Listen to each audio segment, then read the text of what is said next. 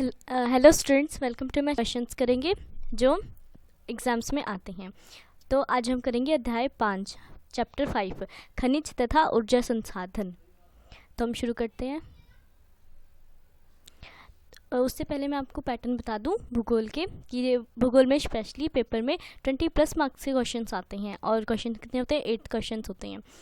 1 marks के question होते हैं, 3 मार्क्स के क्वेश्चंस होते हैं एंड 4 मार्क्स के मैप होते हैं जो हम शुरू से करते हैं। तो वही होते हैं मैप्स। तो हम चैप्टर शुरू करते हैं। अध्याय हमारा 5 है खनिज तथा ऊर्जा संसाधन। पहला क्वेश्चन है हमारा, ऊर्जा संसाधनों के विवेकपूर्ण उपयोग के कोई 3 उपाय बताइए। ये क्वेश्चन 3 मार्क्स में है और CBSE 2017 में आया था। तो इसका हम देखते हैं कि हम जो इस क्वेश्चन में बताया कि ऊर्जा संसाधन है उसको हम अच्छी तरह और बचा के यूज़ कैसे कर सकते हैं। तो पहला है व्यक्तिगत वाहन।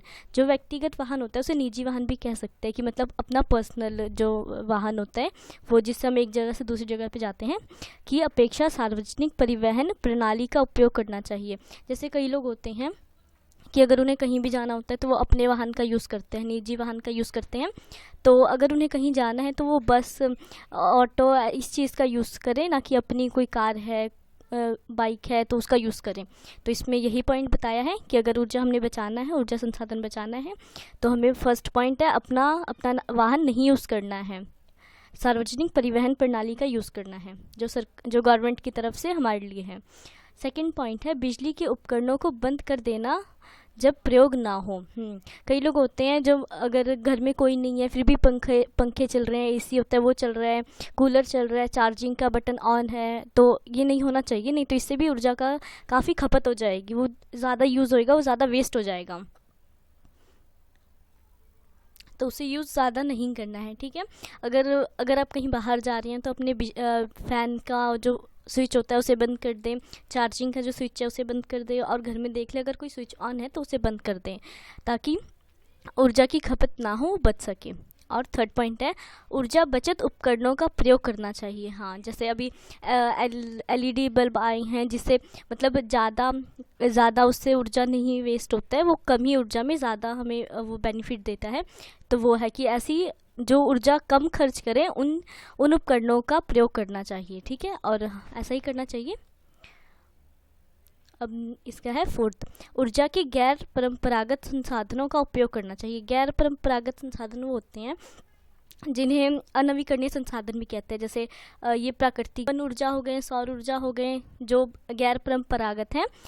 परंपरागत होते हैं जो कोयला होते हैं, पेट्रोलियम होते हैं, ये जो जल्दी ख़त्म हो जाए और उन्हें काफ़ी टाइम लगता है बनने में। लेकिन गैर परंपरागत होते हैं जो जल्दी बन जाते हैं और वो ख़त्म भी नहीं होते। जैसे सौर ऊर्जा है वो कभी ख़त्म हो सकती है? नहीं हो सकती। पवन ऊर्जा है वो भी नहीं हो सकती है। तो इन चीज़ों का हमें यूज़ करना चाहिए, ऊर्जा के गैर परंपरागत स्रोतों का यूज़ करना चाहिए ताकि ज़्यादा ऊर्जा वेस्ट ना हो। अब हमारा है सेकंड क्वेश्चन हमारा, ताप ऊर्जा परियोजना तथा जल ऊर्जा परियोजनाओं में अंतर स्पष्ट करें। ये 3 मार्क्स में है और CBSE 2015 में आया था। तो हम जान लेते हैं ताप ऊर्जा क्या होता है और जल ऊर्जा क्या होता है। ताप ऊर्जा, इसका उत्पादन जीवाश्म ईंधन, आणविक खनिजों, कोयला तथा प्राकृतिक गैस से होता है।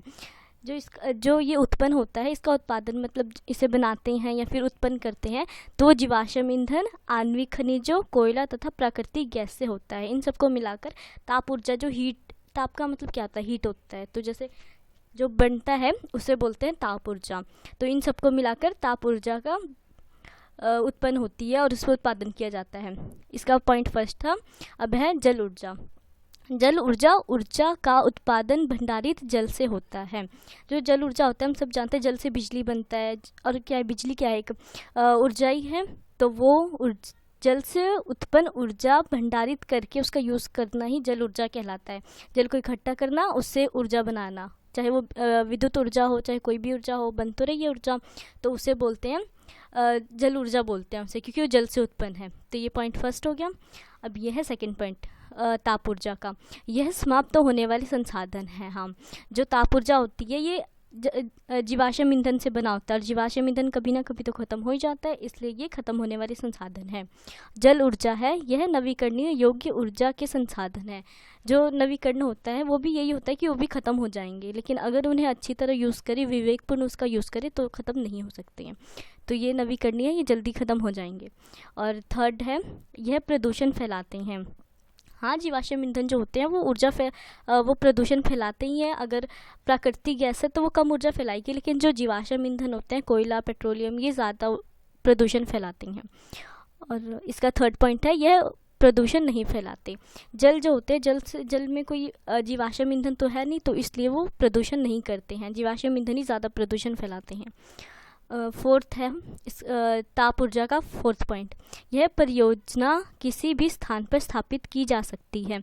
ये ताप ऊर्जा वाला जो भी है परियोजना, इसको हम किसी भी स्थान पर कहीं पर यूज़ कर स्थापित की जा सकती हैं। जो ताप ऊर्जा होती है वो किसी भी स्थान पर कभी भी स्थापित की जा सकती हैं, क्योंकि वे इजीली हो जाती हैं। और यहाँ जो जल ऊर्जा है वो फोर्थ पॉइंट है, यह परियोजनाएं केवल जल संसाधनों के पास ही स्थापित की जा सकती हैं। जहाँ जल ज़्यादा हो, जहाँ भंडारी, तो जैसे समुद्र के तट पर, यहाँ पर, वहाँ जहाँ पे ज़्यादा पानी हो, वहाँ पर ही सिर्फ उसे स्थापित किया जा सकता है, क्योंकि ये जल है, जल से ही तो बनेगा, तो इसलिए से यहाँ पे स्थापित किया जा सकता है। तो ये हमारा है सेकंड क्वेश्चन हो गया। अब हम चलते हैं थर्ड क्वेश्चन पे। थर्ड क्वेश्चन है हमारा, प्राकृतिक गैस का क्या उपयोग है। हम सब जानते हैं प्राकृतिक गैस को CNG गैस कहते हैं। प्राकृतिक संपीड़ित गैस, ये होता है CNG का फुल फॉर्म। तो इसे आजकल बहुत ज़्यादा यूज़ कर रहे हैं, जैसे ऑटो में कई लोग लगा रहे हैं। तो ये क्यों यूज़ कर रहे हैं और इसके क्या उपयोग हैं। तो प्राकृतिक गैस एक महत्वपूर्ण स्वच्छ ऊर्जा संसाधन है। जो प्राकृतिक गैस है वो स्वच्छ ऊर्जा संसाधन है, क्योंकि ये प्रदूषण नहीं फैलाते हैं, इसलिए इसे स्वच्छ ऊर्जा संसाधन माना जाता है। पेट्रोलियम के साथ अथवा अलग भी पाई जाती है। जो पेट्रोलियम के साथ पाई जाती हैं वो थोड़े प्रदूषण करते हैं, पर जो पेट्रोलियम से अलग पाई जाती है वो प्रदूषण बिल्कुल नहीं करते, तो इसलिए इन्हें स्वच्छ ऊर्जा भी कहते हैं। तो इसका उपयोग हम पढ़ते हैं। पहला उपयोग है, इसका उपयोग उद्योगों में मशीनों को चलाने के लिए, विद्युत उत्पादन के लिए भी किया जाता है। जो प्राकृतिक गैस है उसका उपयोग उद्योग जो फैक्ट्रियों में मशीन लगाते हैं, उनमें से विद्युत उत्पादन, विद्युत जो होता है, जो विद्युत ऊर्जा है उसे उत्पादन करने के लिए किया जाता है। और सेकंड पॉइंट है, खाना पकाने के लिए भी ईंधन के रूप में गैस का प्रयोग लगातार बढ़ता जा रहा है। कई जगह हमने सुना है, जैसे दिल्ली है, उसमें बहुत ज़्यादा प्रदूषण हो रहा है, तो वहाँ के कई लोग पाइपलाइन के द्वारा खाना बनाने के लिए जो गैस का उपयोग कर रहे हैं वो प्राकृतिक गैस का उपयोग कर रहे हैं, ताकि ज़्यादा प्रदूषण ना फैले, क्योंकि दिल्ली वैसे भी बहुत ज़्यादा प्रदूषणिक देश है, आप जानते हैं, शहर है, तो इसलिए। थर्ड पॉइंट है, रासायनिक उर्वरकों के निर्माण में भी इसका प्रयोग किया जाता है। जो उर्वरक होते हैं, उर्वरक को हम खाद भी कह सकते हैं, एक तरह का रासायनिक उर्वरक जो होता है, जो फैक्ट्रियों में बनता है, उसे बनाने के लिए भी प्राकृतिक गैस का उपयोग किया जाता है। फोर्थ है, इसे पेट्रो रसायन उद्योग में एक औद्योगिक कच्चा माल के रूप में भी प्रयोग किया जाता है। जो पेट्रो रसायन का उद्योग होता है, पेट्रो रसायन जहाँ पे पेट्रोलियम बनता है, ठीक है, तो वो जो उद्योग होता है उसमें कच्चे माल के रूप में इसका उपयोग होता है। जो कच्चा माल होता है, जैसे हम सब जानते हैं कच्चा माल किसे किसे कहते हैं, तो उसमें कच्चा माल के रूप में प्राकृतिक गैस का उपयोग होता है। फिफ्थ पॉइंट है इसका, कार्बन डाइऑक्साइड के कम उत्सर्जन के कारण प्राकृतिक गैस को पर्यावरण अनुकूलन माना जाता है, इसलिए यह वर्तमान शताब्दी का ईंधन है। हम सब जानते हैं कार्बन डाइऑक्साइड जो है वो हमारे इन्वायरमेंट में, हमारे वातावरण में, वायुमंडल में बहुत ज़्यादा मात्रा में है, इतना ऑक्सीजन नहीं है। तो उसे कम करने के लिए, अगर कार्बन डाइऑक्साइड कम नहीं हुआ तो फिर हमें सांस लेने में बहुत तकलीफ होगी, कम हो जाएगा ऑक्सीजन की मात्रा। तो इसलिए इसे कार्बन डाइऑक्साइड को कम करने के लिए, इसे कम उत्सर्जन होने के लिए, उत्सर्जन का मतलब होता है निकलना, कम निकलने के लिए प्राकृतिक गैस को पर्यावरण अनुकूल माना जाता है। अगर हम प्राकृतिक गैस का यूज़ कर रहे हैं तो कार्बन डाइऑक्साइड उस चीज़ से कम निकलेगा, तो इसलिए इसे वर्तमान शताब्दी का ईंधन माना जाता है। अगर प्रदूषण नहीं होगा, ये कोई भी प्रॉब्लम नहीं होगी प्राकृतिक गैस से, तो इसे अच्छा ही माना जाएगा और इसका ज़्यादा यूज़ होएगा, इसलिए इसका ज़्यादा यूज़ हो रहा है अभी। इसका 6th पॉइंट है, इसका परिवहन पाइपलाइन द्वारा कम लागत पर आसानी से दूर तक किया जा सकता है। प्राकृतिक गैसें, जैसे मैंने आपको बताया कि दिल्ली में कई लोग यूज़ कर रहे हैं गैस के लिए पाइपलाइन करके, जो अंडरग्राउंड भी कह सकते हैं, पाइपलाइन के द्वारा अंडरग्राउंड करके उसे यूज़ करते हैं, जिससे वो लीक भी नहीं होता और ये कम लागत लगती है। इस पर ज़्यादा महंगा नहीं है, ये कर सकते हैं हम यूज़ इसका। और हम चलते हैं ये हमारा हो गया, ये था 5 मार्क्स का, ठीक है। CBSE 2016 में आया था, तो 5 मार्क्स है, इसलिए मैंने 6 पॉइंट लिखे हैं। आप चाहे तो ज़्यादा भी लिख सकते हैं। ये हमारा लास्ट और 4th क्वेश्चन, पेट्रोल के उपयोग को कम करने के लिए कोई 3 उपाय समझाइए। यह है 3 मार्क्स में, 2016 में ये भी आया है। तो जो पेट्रोल, हम जानते हैं कि यार पेट्रोल का बहुत ज़्यादा यूज़ हो रहा है आजकल, तो उसको कम करने के लिए, क्योंकि पेट्रोल बहुत प्रदूषण फैला रहा है, हमारे वातावरण को गंदा कर रहा है, तो इसको कम करने के लिए हमें उपाय बताने हैं, कोई 3 उपाय बताने हैं। तो हम बताते हैं, पेट्रोल के उपयोग को कम करने के लिए निम्नलिखित उपाय। पॉइंट फर्स्ट है, बाजार जाने के लिए हमें साइकिल का प्रयोग करना चाहिए। कई लोग होते हैं जो मार्केट जाने के लिए, मार्केट चाहे दूर हो चाहे पास हो, वो जाने के लिए अपनी बाइक निकाल लेते हैं। कई दूर हो तो वो कार निकाल लेते हैं, कार यूज़ करते हैं, तो उसका यूज़ नहीं करना चाहिए, उसका कम यूज़ करना चाहिए। अगर बाज़ार पास में है तो पैदल ही चल जाओ, कोई बात नहीं, और अगर दूर है तो साइकिल से जाओ या फिर ऑटो या फिर रिक्शा कर लो। ऐसा कुछ सार्वजनिक जो प्रणाली है, परिवहन प्रणाली, उसका यूज़ करें। अपना अगर हम कोई भी ज़्यादा यूज़ करेंगे तो उसमें पेट्रोल लगेगा, उसका यूज़ होएगा ज़्यादा और प्रदूषण फैलेगा। तो इसको पेट्रोल भी अगर कम हम चाहते हैं तो हमें अपने परिवहन का यूज़ नहीं करना है, ताकि प्रदूषण कम फैले और पेट्रोल का भी कम यूज़ हो। सेकंड पॉइंट है, लाल बत्ती पर हमें अपना वाहन बंद कर देना चाहिए।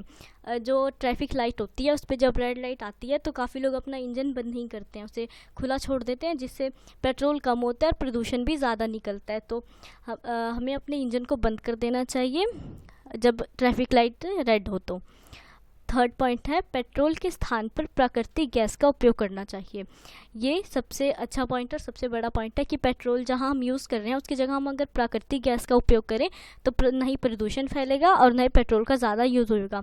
और आजकल ये चल भी रहा है, ट्रेंडिंग है ये, ठीक है। तो मैंने आपको बता दिए, ये प्रैक्टिस बेस्ड क्वेश्चन थे, आप इसे देख के प्रैक्टिस कर सकते हैं, पढ़ सकते हैं। वीडियो अच्छी लगी तो लाइक करना, शेयर, और अगर कुछ समझना है तो कमेंट करके हमें पूछ लेना। थैंक यू, और सब्सक्राइब कीजिए मेरे चैनल को। Thank you.